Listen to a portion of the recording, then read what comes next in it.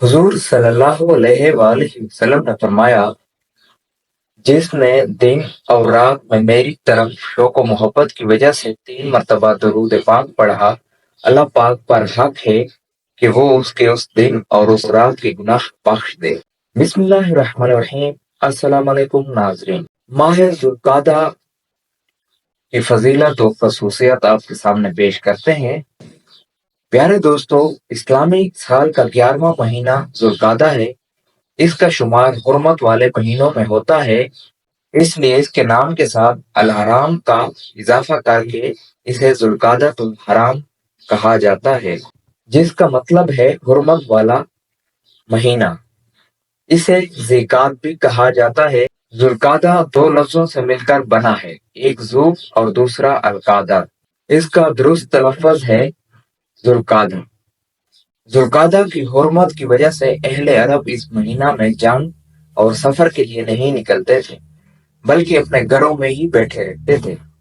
اسی وجہ سے اس مہینے کو ذوالقعدہ یعنی بیٹھنے والا مہینہ کہا جاتا ہے۔ ماہ ذوالقعدہ کو کئی تاریخی نسبتیں حاصل ہیں۔ یہ مہینہ اپنی برکتوں، رحمتوں اور عظمتوں کے سبب زمانہ جاہلیت اور اسلام کے بعد بھی ہر زمانے میں مقبول رہا ہے۔ دوستو، آئیے اس کی چند خصوصیات۔ نمبر 1، یہ مہینہ حرمت والے مہینوں میں پہلا مہینہ ہے۔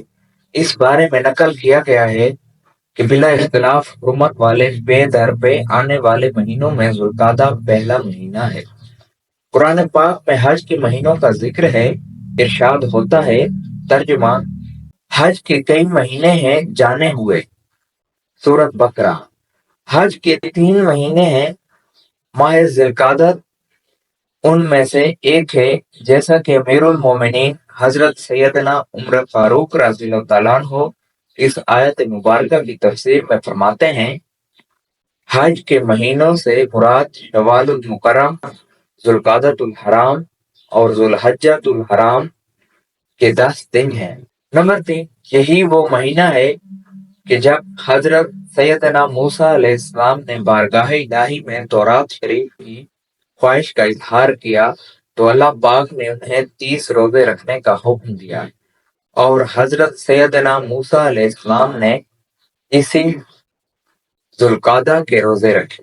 نمبر 4، اسی مقدس مہینے میں حضور صلی اللہ علیہ وآلہ وسلم نے سارے عمرے ادا فرمائے۔ حضرت سیدہ عائشہ صدیقہ رضی اللہ تعالیٰ عنہ فرماتی ہیں، حضور صلی اللہ علیہ وآلہ وسلم نے تمام عمرے ذوالقعدہ میں ادا فرمائے۔ امام نووی رحمۃ اللہ علیہ، علماء کرام فرماتے ہیں کہ حضور صلی اللہ علیہ وآلہ وسلم نے تمام عمرے ذوالقعدہ میں اس لیے ادا فرمائے تاکہ اس مہینے کی فضیلت کے ساتھ ساتھ اہل جہلیت کی مخالفت بھی ہو جائے، کیونکہ وہ لوگ اس مہینے میں عمرہ کرنے کو بہت بڑا گناہ جانتے تھے۔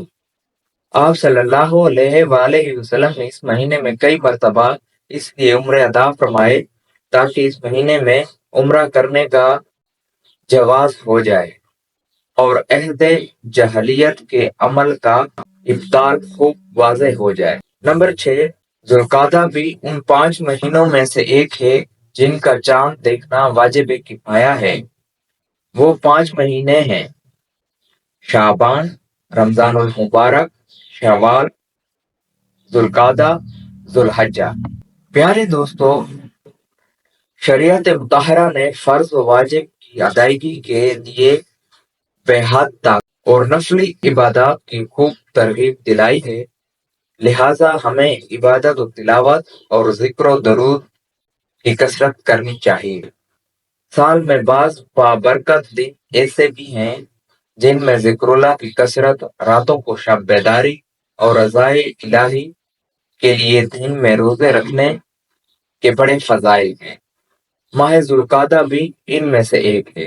دوستو، اس مہینے کو بھی فضول اور گناہ والے کاموں سے گزارنے سے پرہیز کیجیے اور زیادہ سے زیادہ نیک اعمال کرنے کی کوشش کیجیے۔ ہمارے بزرگان دین نے اس مہینے کی مبارک راتوں میں اجر و ثواب کمانے اور اپنی آخرت کو بہتر بنانے کے لیے بہت زور دیا ہے۔ دوستو، اللہ پاک سے دعا ہے کہ اللہ پاک ہمیں اس مہینے میں نیک اعمال کرنے کی توفیق عطا فرمائے۔ اپنا خیال رکھیے گا، ہمیں اپنی دعاؤں میں یاد رکھیے گا۔ جلد ملتے ہیں، تب تک کے لیے اللہ نگہبان۔